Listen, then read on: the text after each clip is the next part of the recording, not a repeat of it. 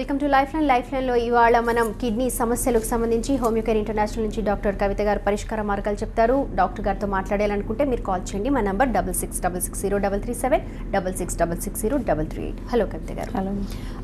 నార్మల్గా సమ్మర్లో బాగా వాటర్ తాగాలి, కానీ కిడ్నీ సమస్యలు ఉన్న వాళ్ళు ఎలా చేసినా కానీ ప్రాబ్లం ఎక్కువ అవుతుంటుంది. పొత్తి కడుపులో నొప్పి లేకపోతే నడుములో నొప్పి ఉంటుంది. ఎలాంటి సిమ్టమ్స్ ఉంటే మనం కిడ్నీస్లో రాళ్ళు ఉన్నాయని అనుకుంటాం? సో నార్మల్గా లుంబార్ స్పైనలోసిస్ నడుము నొప్పికి చాలా రీజన్స్ ఉంటుంటాయి. అది ఫీమేల్లో కానీ మేల్లో కానీ. బట్ కామన్ ఫ్యాక్టర్స్ ఇద్దరిలో ఉండేటివి ఏంటంటే కిడ్నీ సమస్య కానివ్వండి, డిస్క్ సమస్యలు కానివ్వండి, ఇద్దరిలో కామన్ ఫ్యాక్టర్స్ ఉంటాయి. బట్ ఇన్ కేస్ ఆఫ్ ఫీమేల్స్లో ఉంటే మనం డీడీ కనుక తీసుకుంటే పెల్విక్ ఇన్ఫ్లమేటరీ డిజీజ్ వల్ల కూడా రావచ్చు. గర్భాశయ కంతుల వల్ల కూడా మనకు బ్యాక్ పెయిన్ కానీ నొప్పి వచ్చే అవకాశాలు ఎక్కువగా ఉంటూ ఉంటాయి. సో కిడ్నీ సమస్యలు కనుక మనకి ఏ విధంగా తీసుకోవాలి అంటే, సో కొంతమందికి ఏంటంటే మామూలుగా మన బాడీలో కిడ్నీ మేజర్ పార్ట్, అంటే విసర్జక వ్యవస్థలో మేజర్ పార్ట్. అంటే బాడీలో ఉన్న అంటే రక్తంలో ఉన్న మలిన పదార్థాలను బయటకు ఎక్సిజన్ అయ్యే అవకాశాలు ఎక్కువ ఉంటాయి. యూరిన్ అవుట్పుట్ ఉంటుంది. సో ఎప్పుడైతే వాటర్ ఇంటేక్ తక్కువగా తీసుకుంటారో, లేకపోతే యూరినరీ కాన్సన్ట్రేషన్ ఎక్కువగా ఉండడం వల్ల కానీ, అండ్ ఫ్రీక్వెంట్ యూటీ ఇన్ఫెక్షన్స్ ఎక్కువ రావడం వల్ల కానీ, డయాబెటిక్ పీపుల్ వల్ల కానివ్వండి, డ్యూ టు డిహైడ్రేషన్ సమ్మర్ వల్ల కానీ మన కిడ్నీ సమస్యలు ఎక్కువ వస్తూ ఉంటాయి. సో అందులో ముఖ్యంగా మనం కిడ్నీ స్టోన్స్ కానివ్వండి, యూటీఐ సిస్టైటిస్ కానివ్వండి, లేకపోతే హైపర్ టెన్షన్ ఎక్కువ రేజ్ అవ్వడం కానివ్వండి, హైడ్రోనెఫ్రోసిస్ కానివ్వండి, సీకేడీ లాంటి కేసెస్, ప్రోటీన్ లాస్ కేసెస్ ఇది చాలా వస్తుంటాయి. సో ఇనీషియల్గా మనకు అసలు ఈ బేసిక్గా కిడ్నీ సమస్యని అంటే మూత్రపిండంలో వచ్చిన సమస్యని కనుక్కోవడానికి రీజన్ ఏంటంటే లా ఇంటూ గ్రైండ్ పెయిన్. అంటే కిడ్నీ స్టోన్స్ ఉంటే కనుక కంపల్సరీ ఈ మూత్రంలో ఉంటే అంటే బర్నింగ్ మిక్చరేషన్ ఉండడంతో పాటు యూరిన్ ఫ్రీక్వెంట్గా వెళ్ళాలి, అర్జ్ ఫ్రీక్వెన్సీ అనేది పెరిగే అవకాశాలు ఉంటాయి. And front to back radiation of నొప్పి, డల్ ఏకింగ్ పెయిన్ రోజు మొత్తంలో ఉండే అవకాశాలు ఉంటాయి. అండ్ వీళ్ళ ఫ్లక్చుయేషన్స్ ఆఫ్ అంటే మామూలుగా వాటర్ ఇంటేక్ ఎక్కువ తీసుకోవడం వల్ల వాళ్ళకు ప్రాబ్లం కొంచెం నెక్స్ట్ తగ్గే అవకాశాలు ఉంటాయి. లేదు పస్ సెల్స్ కనుక ఉంటే కనుక అంటే మనమల వాపు రావడం అనేది కూడా పీడలిడిమా అంటూ ఉంటాం, అది కూడా వచ్చే అవకాశాలు ఉంటాయి. సో ఎప్పుడైతే స్టోన్ అనేది మనకి కిందికి జరుగుతుంటే కిందికి ఉంటుందో ఉండే ప్రదేశాన్ని బట్టి కూడా మనకు తేడా ఉంటుంది. యూరిటర్లో కనుక ఉంటే సివియర్గా వామిటింగ్ సెన్సేషన్, ఫీవర్ రావడం అండ్ సివియర్గా కొట్టుకునే అవకాశాలు కూడా ఎక్కువగా ఉంటూ ఉంటాయి. సో యూరిన్ అవుట్పుట్ నార్మల్గా ఉంటుంది. బట్ ఎప్పుడైతే ఇంకా యూరిథ్రాకి వెళ్తాయి దగ్గర సివియర్ పెయిన్ ఎక్కువగా ఉండడం and nausea, vomiting sensation with fever with chills, చలి జ్వరం కూడా వచ్చే అవకాశాలు ఎక్కువగా ఉంటాయి. అంటే ఉండే సైజుని బట్టి, నెంబర్ ఆఫ్ స్టోన్స్ని బట్టి కిడ్నీ సమస్యలు మనకి ఇలా ఇబ్బందికరంగా గురయ్యే ఛాన్సెస్ ఉంటుంది కిడ్నీ స్టోన్స్ అయితే. రైట్ అండి. కాల్ ఉన్నారు, ప్రకాశం జిల్లా నుంచి ఆదినారాయణ కాల్ చేస్తున్నారు. ఆదినారాయణ గారు, డాక్టర్తో మాట్లాడండి సార్. హలో. హలో, చెప్పండి సార్. మేడం, కాళ్ళు వాపులు వస్తా ఉన్నాయి, ఏమైనా కిడ్నీ సమస్య ఏమైనా ఉంటుందా? అవునా, రెండు కాళ్ళు వాపులు వస్తున్నాయా సార్? అంటే ఒక కాళ్ళలో రాడ్లు ఉన్నాయి, మామూలు యాక్సిడెంట్ అయ్యి రాడ్స్ ఉన్నాయి. మోకాళ్ళ కింద ఒక రాడ్ ఉంది. ఓకే. అంటే పక్క కాలు కూడా వాపు వస్తా ఉంది, మళ్ళీ నైట్ అంతా రెస్ట్ తీసుకుంటే తగ్గిపోతా ఉంది. ఓకే. అది మామూలుగా బండి మీద కిందకి కాలు ఇచ్చి అట్లా పోయేస్తే అమ్మటి వాపు వస్తుంది వల్ల. Okay okay. నార్మల్ కిడ్నీ సమస్య అంటే ఎట్లుంటది ఏమి అనేది తెలియజేయండి. మీ వయసు ఎంత అండి? 44. ఏం చేస్తుంటారు మీరు? ఇదే ఏదో వ్యాపారం చేస్తా ఉంటాం. అంటే కంటిన్యూస్ నిలబడే పని ఏమంటే ఉంటుందా సార్? తిరిగే వరకు ఏమైనా ఉంటుందా? నిలబడిన కూడా చేత కాదు, ఎప్పుడు బండి మీదే ఉంటుంది అట్లా తయారైనప్పుడు. ఓకే, హ్యాంగింగ్ డౌన్ కంటిన్యూస్ ఉంటుంది. సో అంటే మామూలుగా పీడలిడిమా అంటూ ఉంటాం. కాళ్ళ వాపులకు మల్టిపుల్ రీజన్స్ ఉంటాయండి. అందులో మనకు థైరాయిడ్ సమస్యల వల్ల కూడా మడమలు వాపొచ్చు, గౌటీ ఆర్థరైటిస్ వల్ల కూడా మడమలు వాయేసే అవకాశాలు ఉంటాయి. అండ్ వెరికోజ్ అంటూ ఉంటాం. సో వెరికోజ్ వీన్స్ వల్ల కూడా మనకు వాపులు అయ్యే ఛాన్సెస్ ఎక్కువ ఉంటాయి. అండ్ కిడ్నీ సమస్య వల్ల వాపులు వచ్చే ఛాన్సెస్ ఉంటాయి. అండ్ కార్డియాక్ ప్రాబ్లమ్స్ వల్ల కూడా మనకు వాపులు వచ్చే ఛాన్సెస్ ఉంటాయి సార్. మల్టిపుల్ రీజన్స్ ఉంటాయి. బట్ అది కిడ్నీ సమస్యనా కాదా అనడానికి ఏంటి, ప్రోటీన్ లాస్ వచ్చి వల్ల కూడా వాపులు వచ్చే ఛాన్స్ ఎక్కువగా ఉంటూ ఉంటాయి. సో ఇది ఇనీషియల్గా డైరెక్ట్గా ఇది రాదండి. సో ఎప్పుడైతే ఇప్పుడు కంటిన్యూ నిలబడి వర్క్ చేసే వాళ్ళకి, వెరికోసిటీ ఉన్న వాళ్ళకి రెస్ట్ తీసుకున్నప్పుడు తగ్గిపోతుంది అంటున్నారు కదా, 2 hours ఆ ప్రాబ్లం లానే అనిపిస్తుంది. ఇన్ కేస్ కిడ్నీ సమస్య అయితే కనుక ఈవెన్ పడుకున్నా, రెస్ట్ తీసుకున్నా, ఏం చేసినా కూడా స్వెల్లింగ్ అనేది తగ్గదండి. సో ఆర్థరైటిస్తో వాపు వస్తే కనుక కంపల్సరీ విత్ పెయిన్ అనేది ఉంటుంది. మీకు పెయిన్లెస్ కండిషన్ అంటున్నారు. బట్ యూనిట్ రూల్ అవుట్ ఏంటంటే 44 అయినారు, బట్ స్టిల్ అది వన్ సైడ్ వాపు ఎక్కువగా మనకు కార్డియాక్ ప్రాబ్లం వల్ల వచ్చే ఛాన్సెస్ ఉంటాయి. బట్ వేరే 2 అంటున్నారు కూడా కాబట్టి, సో ఎనీ చెస్ట్ పెయిన్ లాంటి సమస్యలు ఏమైనా ఉంటే కనుక ఈసీజీ కనుక చెక్ చేయించుకోండి. కిడ్నీ పెయిన్ అంటే compulsory urinary frequency of urination పెరుగుతుంది, కాళ్ళలో వాపు రావడం అనేది ఉంటుంది. అండ్ యూరిన్ ఎగ్జామినేషన్ చేస్తే కూడా మనకి ప్రోటీన్ లాస్ అనేది గమనించే అవకాశాలు ఎక్కువ ఉంటాయి. సో పెయిన్లెస్ ఇడిమాలో ఈ 3 రీజన్స్ ఉంటాయండి. ఒకసారి వెయిట్ గెయిన్ అవుతున్నాను అనుకుంటే కనుక థైరాయిడ్ చెకప్ చేయించుకోండి, దానివల్ల కూడా మనం కాళ్ళ వాపులు వచ్చే ఛాన్సెస్ ఉంటాయి. సో దీనిలో ఏదైనా తర్వాత చెకప్ చేయండి, దాని తగ్గట్టు కనుక మెడిసిన్స్ వాడితే తగ్గే అవకాశాలు ఉంటాయండి. బేసిక్ టెస్ట్ ఏం చెప్తారు? అంటే ఇనిషియల్ గా గుర్తిస్తే బేసిక్ టెస్ట్ ఏంటి? ఒకవేళ సివియర్ అయిపోతే ఎలా ఉంటుంది పరిస్థితి? ఓకే, సో బేసిక్ పరీక్షలు కనుక తీసుకుంటే కంపల్సరీ ఇప్పుడు లక్షణాలను బట్టి పేషెంట్ చెప్పే హిస్టరీని బట్టి కనుక చూసుకుంటే సివియర్గా పెయిన్ అవుతుంది అండి, లైన్ టు గ్రైండ్ వెనక నుంచి ముందుకు రేడియేట్ అవుతుంది అంటే కనుక కిడ్నీ స్కాన్ మస్ట్. సో దాంట్లో మనకి స్టోన్ అనేది మనం రూల్ అవుట్ చేయించాలి. అది ఉన్న ప్రదేశం ఎక్కడ ఉందో కూడా చూసుకోవాలి. ఎక్కడంటే కిడ్నీ లోపల ఉందా, లేకపోతే యురెటర్లో ఉందా, యురెత్రలో ఉందా, ప్లేస్ని మనం రూల్ అవుట్ చేయాలి. Number and size also, type also differentiation అయ్యే ఛాన్సెస్ ఎక్కువ ఉంటాయి. అది లెఫ్ట్ సైడ్ ఉందా, రైట్ సైడ్ ఉందా, బోత్ సైడ్స్ ఉందా, సివియారిటీ ఆఫ్ ద పెయిన్ బట్టి ఉండే ఛాన్సెస్ ఉంటాయి. At the same time any infection in the kidney అంటే ఉందా అంటే కనుక యురెథ్రోస్కోప్ కానీ లేకపోతే సిస్టైటిస్ లాంటి ఉండే అవకాశాలు కూడా ఉంటాయి. కొంతమంది ఫ్రీక్వెంట్ అర్జ్ వస్తూ ఉంటుంది, వాళ్ళకు కూడా ఏమైనా గ్రోత్స్ ఇన్ బ్లాడర్, దానివల్ల కూడా కిడ్నీ స్టోన్స్ లేకుండా బ్లాడర్ వల్ల ఎన్ని గ్రోత్ ఉన్నా కూడా ఫ్రీగా యూరినేషన్ రాకపోవడం, మంటతో యూరినేషన్ అవ్వడం, ఫ్రీక్వెంట్ అర్జ్ ఉండే ఛాన్సెస్ ఉంటాయి. ఇన్ కేస్ ఆఫ్ మేల్స్లో అయితే కూడా బీపీహెచ్ అంటుంటాం, ఏజ్డ్ గ్రూప్ వాళ్ళకి పిరియడ్ ప్రోస్టేట్ ఎన్లార్జ్ హైపర్ట్రోఫీ అంటూ ఉంటాం. వీళ్ళలో కూడా ఫ్రీక్వెన్సీ ఆఫ్ యూరినేషన్ పెరుగుతుంది, బట్ అలా కూడా బ్యాక్ ఫ్లో ఎక్కువగా రెసిడ్యువల్ యూరిన్ ఎక్కువగా ఉండిపోయి కిడ్నీ స్టోన్ ఫామ్ అయ్యే ఛాన్సెస్ ఉంటాయి. అది కూడా సిస్టిన్ స్టోన్స్ ఎక్కువగా ఉండే అవకాశం ఉంటాయి. అది కూడా ఒకసారి మనం రూల్ అవుట్ చేసుకోవాలి. కంప్లీట్ యూరిన్ ఎగ్జామినేషన్ చేసుకుంటే కనుక ఎనీ ఇన్ఫెక్షన్ ఉందా, ఎపిథెలియల్ సెల్స్ డ్యామేజ్ ఉందా, బ్లడ్ ఉందా, పస్ ఉందా కూడా తెలుసుకునే అవకాశాలు ఎక్కువగా ఉంటూ ఉంటాయి. ఇవి basics test. But severe hyper tension ఉంది అంటే కనుక మనకు ఫ్లో సీకేడీ లాంటి కేసెస్లో అయితే కనుక రీనల్ ఫంక్షన్ టెస్ట్ కంపల్సరీ అండి. సో అవుట్లో ఏ విధంగా ఉంది, డ్యామేజ్ ఏ విధంగా ఉంది కూడా మనం రూల్ అవుట్ చేసుకోవాలి. ఫిల్టరేషన్ రేట్ కూడా మనం చూసుకోవాలండి. రైట్ అండి. సుజాత కర్నూలు నుంచి కాల్ చేస్తున్నారు. సుజాత గారు. మేడం సుమతి మేడం, నమస్తే మేడం. నమస్తే, చెప్పండి అమ్మా. నాకు యూరిన్ వెళ్తే మంటగా ఉంటుంది మేడం. ఓకే, అంటే నైట్ అంతా వెళ్ళకుండా నైట్ పడుకునేసరికి లేట్ అవుతుంది. ఓకే, మళ్ళీ ఉదయం లేచే టైంకి ఈ సైడ్ అంతా ఇంకా బ్లాడర్ నిండిపోయి ఈ సైడ్ రైట్ సైడ్ అంతా చాలా పెయిన్ గా, చాలా వేడిగా, ఒళ్ళంతా వేడిగా ఉన్నట్లు అట్లా అట్లా అనిపిస్తుంది మేడం. రైట్ సైడ్ అంతా పెయిన్ ఎక్కువ ఉంటుంది. ఓకే, అలా యూరిన్ పాస్ చేసినాక కూడా చాలా సేపటి వరకు ఉంటుంది మేడం రైట్ సైడ్. అదే యూరిన్ కూడా మంటగా, ప్రతిసారి మంటగా అనిపిస్తుంది మేడం. వెళ్ళొచ్చిన తర్వాత కూడా చాలా సేపటి వరకు మంటగా అట్లా ఉంటుంది మేడం. ఓకే, మీ వయసు మీ వయసు ఎంత అండి? 45 మేడం. సో ఎప్పటి నుంచి ఉంది మీకు ఈ సమస్య అనేది? ఇది ఒక 2-3 నెలలుగా అట్లా ఉంది మేడం. ఎస్, సో నార్మల్గా సిస్టైటిస్ అంటామండి, ఫీమేల్లో common. So towards menopause age ఉమెన్లో ఇది ఎక్కువ కనిపించే అవకాశాలు ఎక్కువ ఉంటాయి. హార్మోన్ ఇంబాలెన్స్ ఎక్కువ పెరగడం వల్ల వెజినైటిస్ ఏ విధంగా ఉంటుందో, సో యూరిథ్రైటిస్ కానీ యూరినరీ బర్నింగ్ కానీ ఈ విధంగా ఉండే అవకాశం ఉంటాయి. ఫ్రీక్వెంట్ అర్జ్ రావడం, రైనెస్ వల్ల కూడా ఇలాంటి సమస్యలు వచ్చే అవకాశాలు ఉంటాయి. వాటర్ ఇంటేక్ ఎక్కువగా తీసుకుంటూ రెగ్యులర్ అటెండ్ చేయాలి. ఎందుకంటే సో చాలామందికి యూరినరీ కాంటినెంట్స్ ఈ ఏజ్లో కూడా యూరినరీ ఇన్కాంటినెంట్స్ కూడా వచ్చే అవకాశాలు ఎక్కువ ఉంటాయి. నడుము నొప్పి వల్ల, లుంబార్ స్పాండిలోసిస్ లాంటి సమస్య వల్ల కూడా యూరినరీ కేపబిలిటీ తగ్గిపోయే అవకాశాలు ఉండడం వల్ల రెసిడ్యువల్ యూరిన్ ఉండిపోవడం, తుమ్మిన తగ్గిన మూత్రం పడిపోవడం ఉంటుంది. So back flow of urine ఎక్కువగా రెసిడ్యువల్ యూరిన్ ఉండడం వల్ల కూడా ఫ్రీక్వెంట్ ఇన్ఫెక్షన్ వచ్చే ఛాన్సెస్ ఉంటాయి. కంపేర్ టు మేల్ కంటే ఫీమేల్ ఎవరైతే చిన్నగా ఉంటుంది కాబట్టి ఫ్రీక్వెంట్ యూరినరీ ఇన్ఫెక్షన్స్ ఎక్కువ ఉంటాయి. దట్ టు ఫీమేల్ 45 ఎంటర్ అయిన తర్వాత మెనోపాజ్ ఏజ్ గ్రూప్లో ఎక్కువగా ఉంటుంది.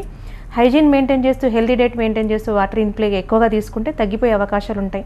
బట్ స్టిల్ ప్రాబ్లం ఉంది అంటే కనుక ఒకసారి డయాబెటిక్ చెక్ చేయించుకోండి. దాంతోపాటు మెడిసిన్ కనుక వాడితే క్లైమాక్టిక్ పీరియడ్లో మెనోపాజ్ సిండ్రోమ్ తగ్గిపోయే అవకాశాలు ఉంటాయండి.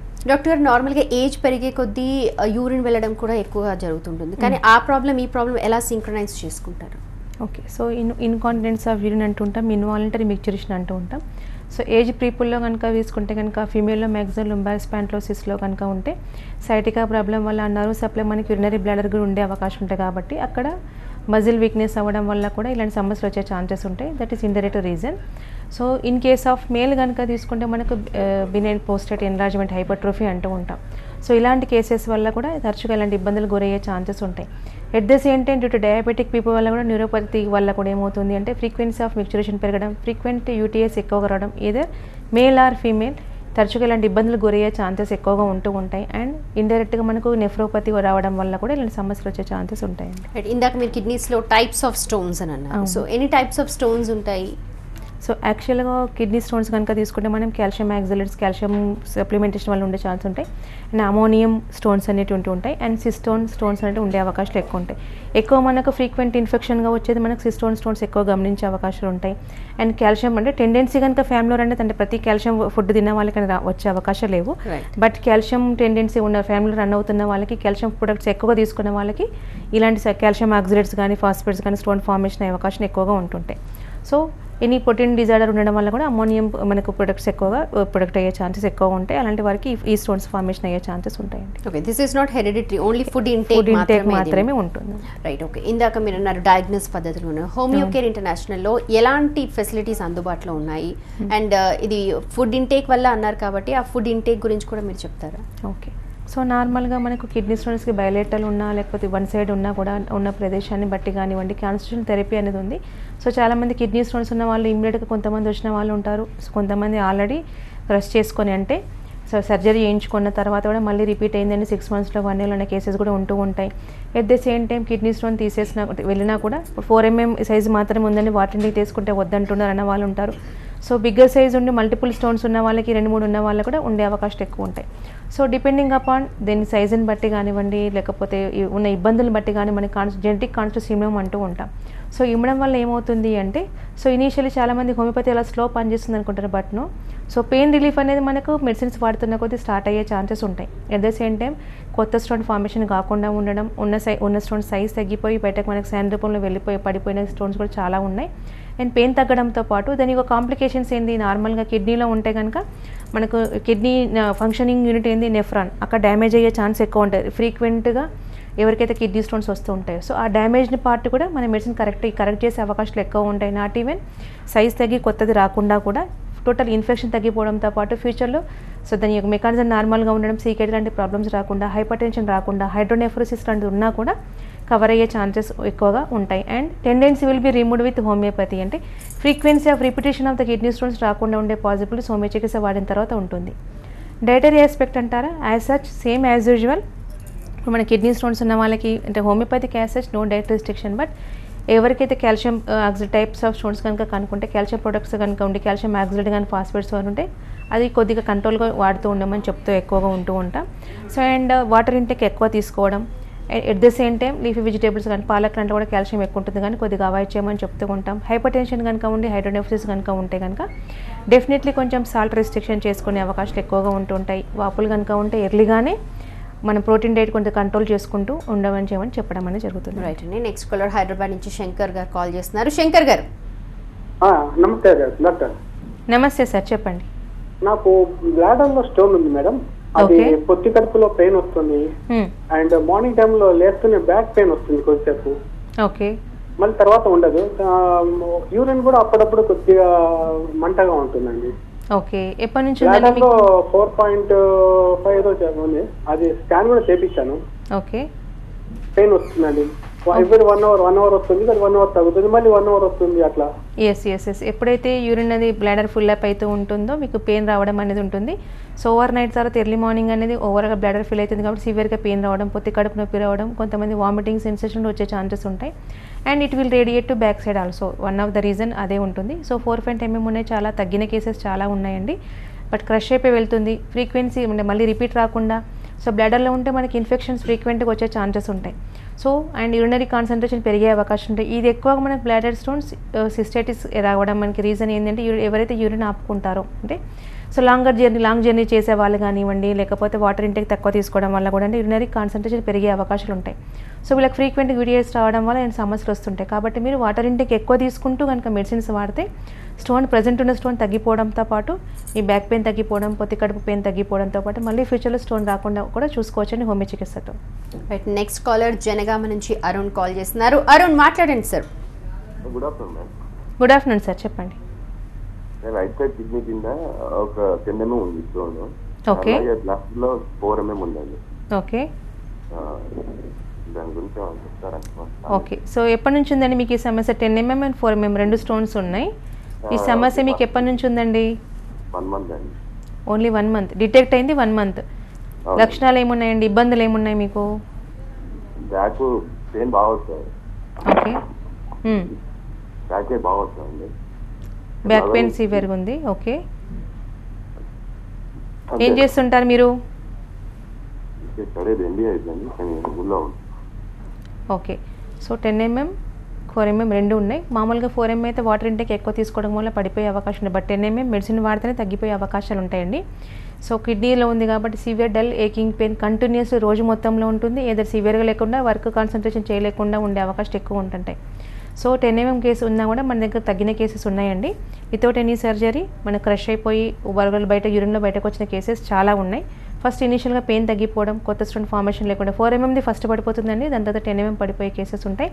And kidney stone diet chart ఒకటి ఇవ్వడం అనేది జరుగుతుంది. కోర్స్ రూపంలో కనుక మెడిసిన్స్ వాడి కొద్దిపాటి జాగ్రత్తలు పాటిస్తే వితౌట్ సర్జరీ మీకు నార్మల్గా అయ్యే ఛాన్సెస్ ఉన్నాయండి హోమియో చికిత్స. రైట్, నెక్స్ట్ కాలర్ గుంటూరు నుంచి అనుష కాల్ చేస్తున్నారు. అనుష, గుడ్ ఆఫ్టర్నూన్ అండి. గుడ్ ఆఫ్టర్నూన్ అమ్మా. డాక్టర్ గారు, డాక్టర్ గారు నాకు యూటీఐ సిస్టిసిస్ ఉందని చెప్పారు. ఓకే,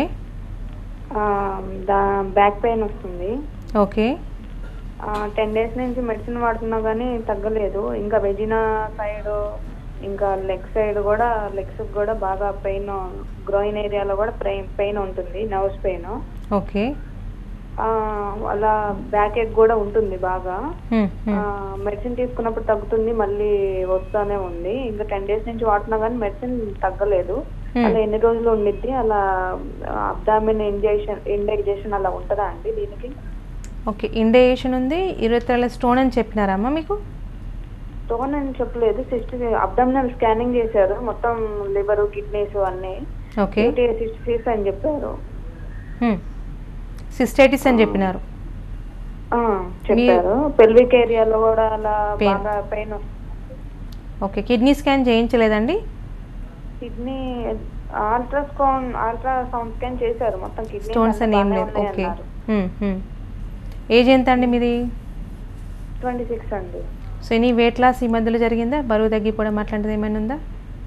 లేదు, ఇండైజేషన్ అలా ఉంటుంటే టాబ్లెట్స్ వాడుతున్నాను, వెయిట్ లాస్ ఏం జరగలేదు. ఓకే, సో థైరాయిడ్ లాంటి సమస్య కానీ డయాబెటీస్ కానీ ఏమైనా చెక్ చేయించినారా? థైరాయిడ్ 1 year బ్యాక్ చేయించాము, ఏం లేదు అన్నారు.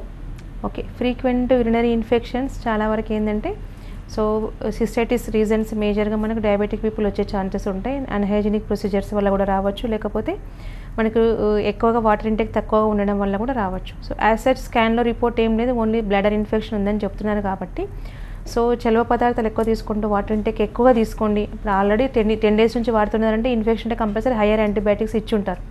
బట్ స్టిల్ వాడినంత కాలం బాగానే ఉంది, మళ్ళీ రిపీట్ అవుతుంది అని అంటున్నారు. సో ఎనీ ఇరెథ్రసీల్ అంటే ఏమైనా ఉండే అవకాశం ఉంటుంది. అక్కడ గ్రోత్ కానీ ఏమైనా ఉండడం వల్ల కూడా ఫీమేల్లో one of the major reason ఉంటుంది. ఒకసారి ఇరెథ్రోస్కోప్ చేయించండి, దాంట్లో కానీ ఏమైనా ప్రాబ్లం ఉంటే దాని తగ్గడానికి మెడిసిన్స్ వాడితే తగ్గిపోయే అవకాశం ఉంటాయి. బట్ స్టిల్ ఇదే కంటిన్యూ అయితే కనుక ఫ్యూచర్లో కిడ్నీ స్టోన్ ఫామ్ అయ్యే ఛాన్సెస్ ఎక్కువగా ఉంటూ ఉంటాయండి. అండ్ ఇన్వాంటెడ్ మిక్చరేషన్ కూడా పెరిగే అవకాశం ఉంటాయి. ఒకసారి డయాబెటీస్ రూల్ చేయండి. అండ్ ఇరెథ్రోస్కోప్లో కూడా ఒకసారి నీ గ్రోత్స్ ఏమైనా ఉన్నాయో కూడా కనుక్కోవడం అనేది బెటర్ అండి. అండ్ సేమ్ టైం మీకు బ్యాక్ పెయిన్ వస్తుంది అండ్ వెజినైటిస్ అని కూడా అంటున్నారు కాబట్టి సో మనకు మ్యాక్సిమం ఒకసారి డయాబెటీస్ రూల్ అవుట్ చేయండి.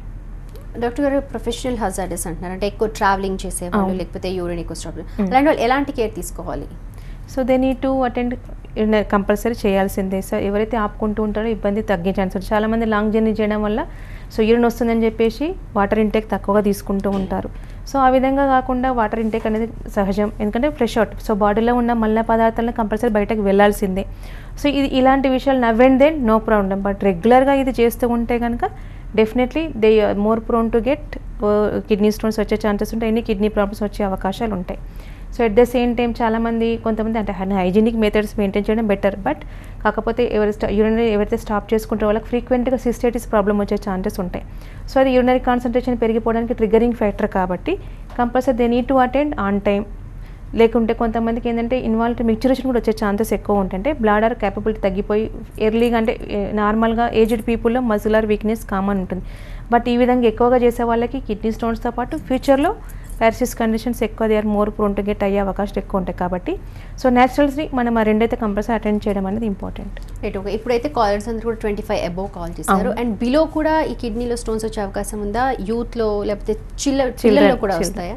సో కామన్గా పీక్ ఏజ్ గ్రూప్ కనుక తీసుకుంటే 20 to 30 age group is a peak age group. అట్లా అని 20 బిలో రావద్దని లేదు, 30 ఎబో రావద్దని లేదు. బట్ పీక్ చూసుకుంటే కనుక ఆ విధంగా వచ్చే ఛాన్సెస్ ఉంటాయి. సో పిల్లల్లో కూడా మనకు గమనించిన అవకాశాలు ఉన్నాయి. టీనేజర్స్లో కానీ 15 కానీ 18 ఇయర్స్ ఏజ్లో గ్రూప్లో మనకు ఫ్యామిలీలో కనుక రన్ అవుతే కిడ్నీ స్టోన్స్ ఎర్లీ ఏజ్లో కూడా వచ్చే ఛాన్సెస్ కూడా ఉంటాయి. సో ఎవరికైతే ఇప్పుడు చిన్నపిల్లలు ఎక్కువ వాటర్ ఇంటేక్ చాలా తక్కువ తీసుకుంటూ ఉంటారు అండ్ మిల్క్ ప్రొడక్ట్స్ ఎక్కువ తీసుకునే ఛాన్సెస్ ఉంటాయి, వాళ్ళకి ఫ్యామిలీలో కనుక రన్ అవుతే వచ్చే పాసిబిలిటీస్ ఎక్కువనేనండి. ఓకే, ఇందాక మీరు అన్నారు 10 mm కూడా తగ్గించే ఛాన్స్ ఉంది వితౌట్ సర్జరీ. ఎంతవరకు హోమియోపతిలో తగ్గించే ఛాన్స్ ఉంది?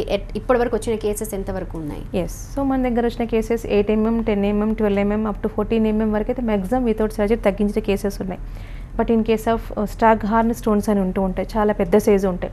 సో అలాంటి కొద్ది క్రిటికల్ కేసెస్ కంపల్సరీ వాటికి సర్జరీ సపోర్ట్ తీసుకోవాల్సిందే. మోర్ దెన్ 22 కానీ 24 mm ఉన్నా కానీ స్టాగ్ హార్న్ క్యాలిక్యులస్ అంటూ ఉంటాం. సో వీటి వల్ల డ్యామేజ్ అనేది ఎక్కువ ఉంటుంది కాబట్టి గ్రోత్ కనుక పెరుగుతూ ఉంటే ఓవరాల్గా కిడ్నీ షింక్ అయిన కేసెస్ కూడా ఎక్కువగా ఉంటూ ఉంటాయి. సో కాబట్టి అలాంటి కేసెస్ మనకు రిస్క్ తీసుకోవద్దు. But at the same time scope in that cases కూడా మనకు హోమియోపతిలో ఉంది. ఎందుకంటే ఒకసారి కిడ్నీ స్టోన్ ఫామ్ అయింది అంటే కనుక అక్కడ ఉన్న అట్మాస్ఫియర్ టోటల్గా డ్యామేజ్ చేసే అవకాశం ఉంటాయి. మనం దాన్ని రికవర్ విత్ సర్జరీ సపోర్ట్ అలాంటి స్టాగ్ హార్న్ క్యాలిక్యులస్లో కూడా అలాంటి డ్యామేజ్డ్ పార్ట్ని కరెక్షన్ చేసుకోవడానికి ఎట్ ద సేమ్ టైం మళ్ళీ సెకండ్ టైం రాకుండా రిపిటేషన్ కూడా రాకుండా కూడా మనం మెడిసిన్స్ యూసెస్ చేయొచ్చండి. Right, okay, thank you so much doctor. ఇది లైఫ్ లైన్, చూస్తూనే ఉండండి TV9.